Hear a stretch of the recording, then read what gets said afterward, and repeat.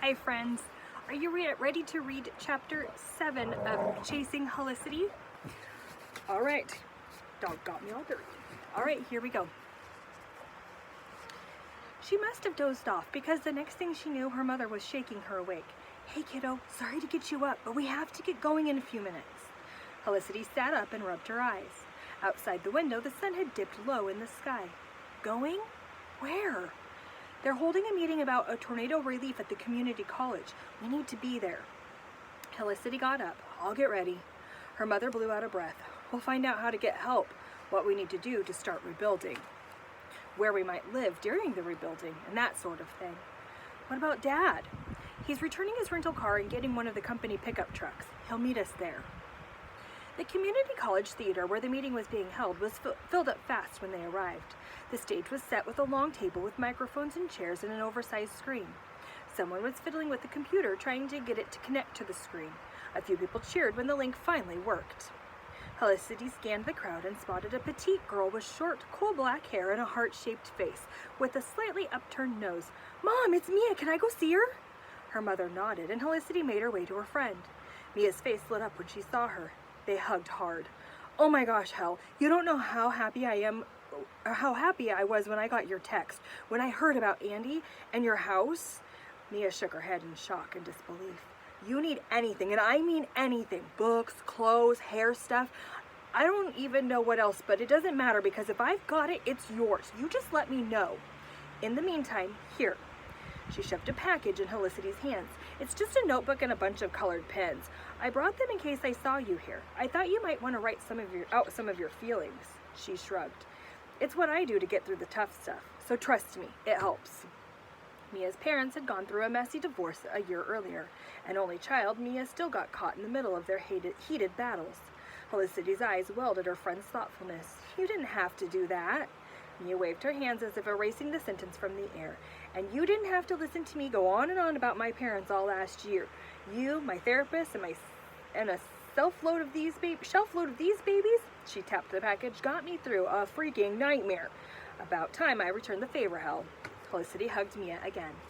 Listen, I'm gonna go sit with my mom, but I'll look for you after, okay? And Mia, she smoothed her hand over the present. Thanks. The meeting began shortly after Helicity took her seat. First to speak was the school superintendent, who informed the audience that the remaining 2 weeks of school would be held here at the community college, starting the next day. Students were strongly encouraged to attend. Immediately after this announcement, Helicity's phone buzzed. She peeked at the text and had to shove her hand in her mouth to suppress a giggle. Mia had reacted to the superintendent's news by sending an emoji with its tongue out and eyes crossed. When her mother looked at her questioningly, she showed her what Mia had sent. Her mother smiled, her first real smile since the tornado. Seeing it loosened something tight inside Helicity's chest. She smiled back, sent a laughing emoji back to Mia, and returned her phone to her pocket. The presentations turned to matters of insurance, personal finance, and other adult-oriented topics. Helicity tried to follow along, but soon gave up. Midway through, her father, looking worn out and reeked of stale cigarettes, slipped into the seat next to her mother. When he caught Helicity looking at him, he frowned and jerked his head toward the stage, a clear message that he expected her to pay attention. She clutched Mia's present and kept her eyes forward after that. The meeting concluded a short while later with the main speaker urging attendees to consult the Disaster Relief and Recovery website that had been set up for their town. It's your best first step to getting answers, she said. As the audience began gathering their belongings, a young woman burst through the back doors. Excuse me, she called as she hurried to the stage. If I could have your attention for just one more minute. People stopped talking and turned to look at her. She was tall and slender with sun-kissed skin and a long curly blonde hair tied back in a low, loose ponytail. She wore faded jeans and a pale green scoop-neck jersey under a denim jacket. A long necklace with her lightning bolt-shaped pendant hung around her neck. Dangling earrings winked from beneath wispy curls that strayed from the ponytail. She moved to the center stage, her low-heeled boots rapping a staccato on the floor, and freed a microphone from its holder. "Hi," she said. The microphone gave a shrill screech. She made a face and turned it off, trusting her booming voice instead. "My name is Lana McElvey. I'm a meteorologist. I teach science courses here at the college. I'm hoping someone out there took pictures or video of the tornado, because if you did, I would sure like to see them." A long silence greeted Lana McElvey's request. Then a man stepped to the aisle and shouted, "Lady, you got some nerve." She held up her hands. "Sir, I understand." "No, I don't think you do." The man stalked to the front of the stage and glared up at her. "A tornado ripped through our town not 24 hours ago. People are hurt. 7 are dead." The fury in his voice echoed through the theater. "If someone stopped to film this disaster instead of helping," he looked over at the audience with narrowed eyes, "then that person has a whole lot of explaining to do, if you ask me." "You got that right, Foster," Mr. Dunlap said loudly. "And if someone did film it, he better not post it on social media. I mean, my gosh, how can you call it social when you stand back and record instead of reaching out to help someone in trouble?" People around Helicity murmured their agreement. They turned away from the women on stage and began filing into the aisles. "Wait, please," Lana pleaded. "I apologize if my request seems insensitive. Please know you all have my greatest sympathy, and I don't want to do anything to add to your troubles. Quite the opposite." She moved to the edge of the stage and held her arms out wide as if it encompassed them all. "My goal is to gather information about the storm, what the sky looked like beforehand, the storm's overall behavior. I want to learn from this tragedy so that I can work to prevent other communities from going through what you're facing. If anyone is willing to talk to me about what they witnessed, what they experienced." Her voice trailed off as people turned a deaf ear to her and continued to depart. She shook her head. "I'll be happy to provide you with my contact information." She finished with a disappointed sigh. Mr. Dunlap shook his head and spun on his heel and jerked his head at Helicity and her mother. "Let's go," he growled at them. Mrs. Dunlap followed behind her husband. Helicity moved that way too, but much more slowly. Her hands stole to her back pocket, touching her phone.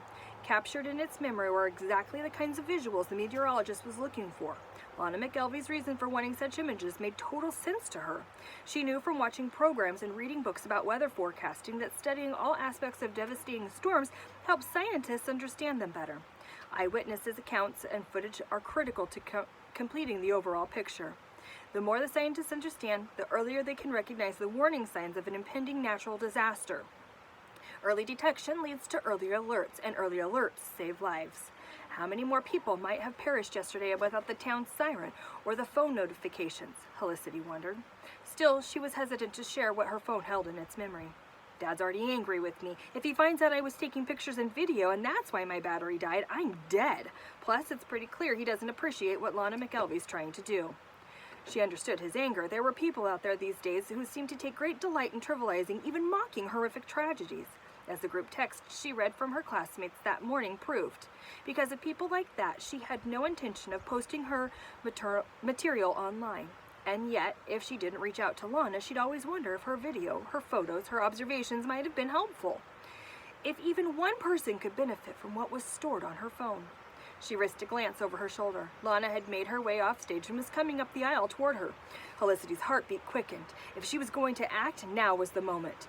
"I'm going to do it."